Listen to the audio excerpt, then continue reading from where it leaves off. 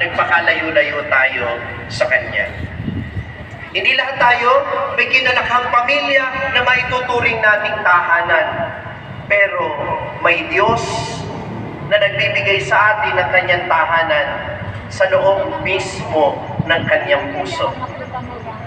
Kaya ang ebanghelyo natin ngayon, minamahal ng mga kapatid, ay paanyaya para sa ating lahat na magpaling loob, na bumalik sa puso ng Diyos na ating tahanan.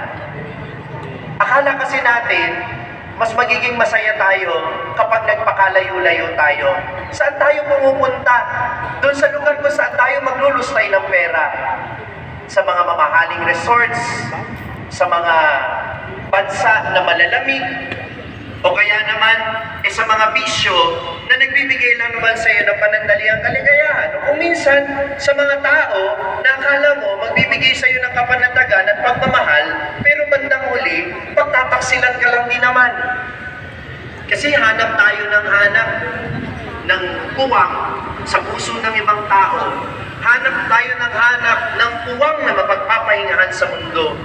Pero nakakalimutan natin na ang puwang na talagang kailangan natin at hinahanap natin ay ang puwang natin sa puso ng Diyos.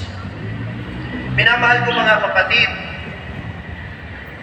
narinig natin sa unang pagbasa ngayon nang matagpuan ng mga Israelita ang kanilang puwang sa lupang pangako ng Diyos, sa lupain ng Kanaan.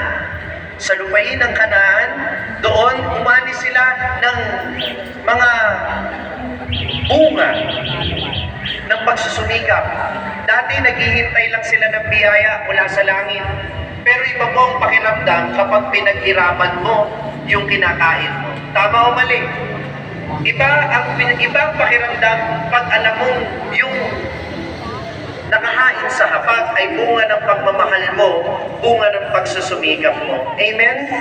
At ito ang paalala sa atin, minamahal ko mga kapatid, kahit ang pagbabalik loob, hindi magaganap yan ng walang pagsusumikap on our part.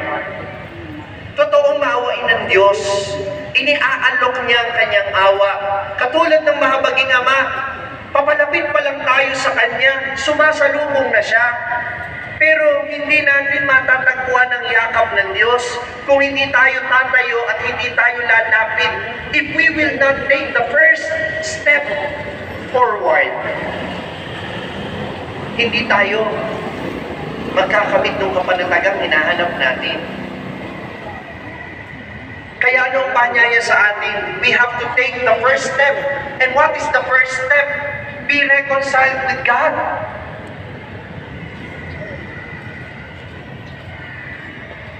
Willing tayong pumastos, willing tayong mapagod para sa ating dream vacation. Pero ilan sa atin dito ang willing na magsumikap, na alalahanin ang kasalanan, aminin ito sa Panginoon para muling magbalik sa Kanyang puso. I know it is difficult. Why? Kasi ang ibig sabihin nito, lulunukin mo yung pride mo. Kasi ang ibig sabihin nito, you will be aware of your shortcomings. Kasi ang ibig sabihin nito, aaminin mo yung pagkakamali mo. At para sa maraming tao, napakahirap aminin ang pagkakamali. Dahil feeling natin sa sarili natin, laging okay lang tayo. Kaya nung sabi ng ating salmo ngayon, magsumikap tayong kamtin ang Panginoong butihin. If we want to find our true rest, if we want to find our hope, we have to go back to Him and take the first step. At madalas naman yung unang hakbang, yun yung pinakamahirap. Yung magdesisyon kang magbabalik loob ka sa Panginoon, mahirap yan. Pero kapag nagawa mo na yung unang hakbang, ang Panginoon, 3 hakbang nang papalapit sa iyo.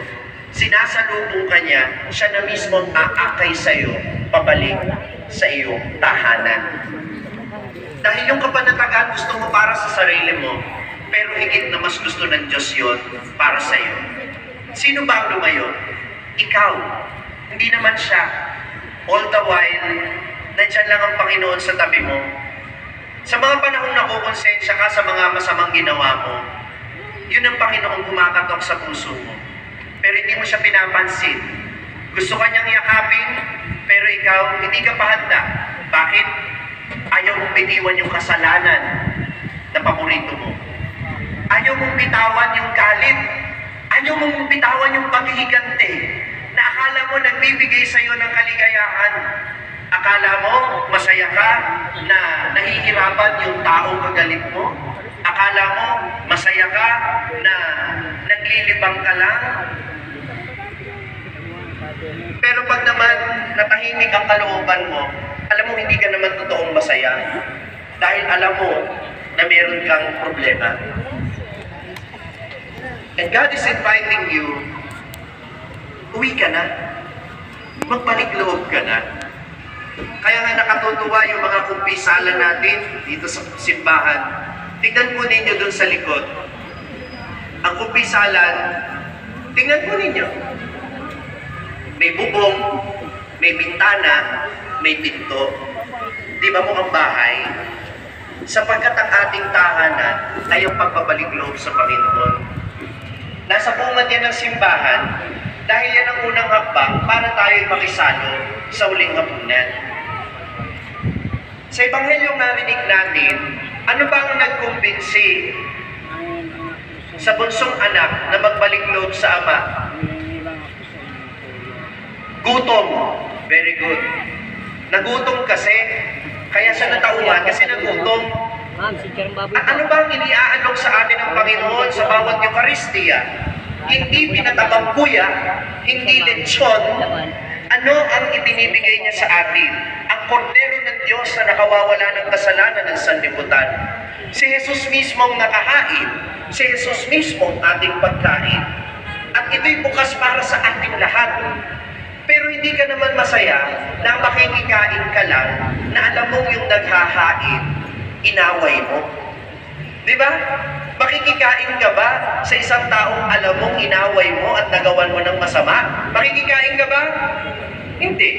Kaya nandiyan ang umpisal, magbalik loob ka muna, makipagkasundo ka muna, para yung kapanatagan ng iyong kalooban ay magbigay sa iyo ng kahandaan na makisalo ka sa hapag ng huling hapunan.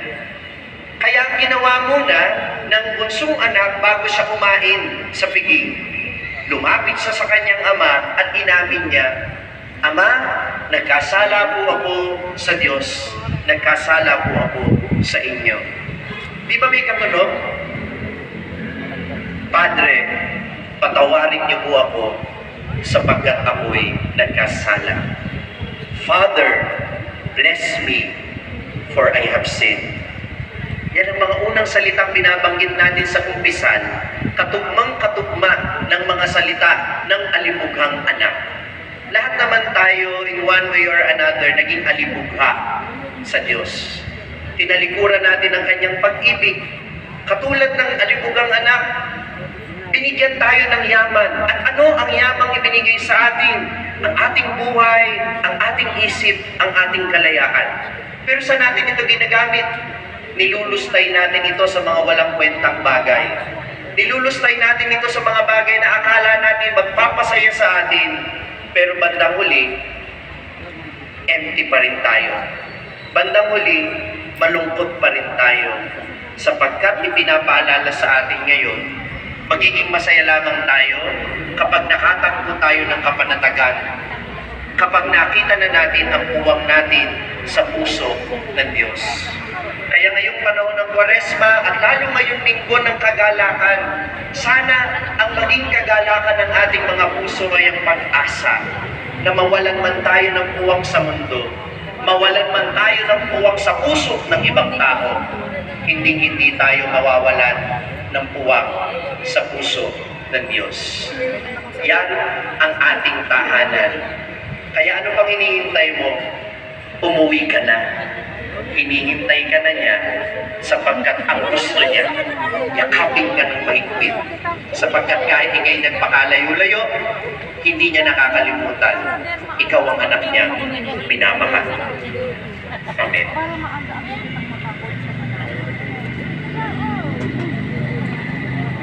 Pagsitayo po ang lahat. Sumasampalataya ako sa Diyos sa mga makapangyarihan sa lahat. Na may gawa ng langit at lupa. Sumasampalataya naman ako kay Jesucristong isang anak ng Diyos, Panginoon natin lahat. Nagkatawang tao siya, lalang ng Espiritu Santo, pinanganak ni Santa Maria Virgen, pinagpakasakit ni Poncio Pilato, pinako sa krus, namatay, inilibing, nanahog sa kinaroroonan ng mga yumao. Nang may 3 araw, nabuhay ng mabuli, umakyat sa langit, naluluklok sa kanan ng Diyos Amang makapangyarihan sa lahat. Doon magmumulang paririto at magmumong sa nangabubuhay at nangamamatay na tao. Sumasampalataya naman ako sa Diyos Espiritu Santo, sa banal na simbahang Katolika, sa kasamahan ng mga banal, sa kapatawaran ng mga kasalanan, sa pagkabuhay ng mabuli na nangamatay na tao, at sa buhay na walang hanggan. Amen.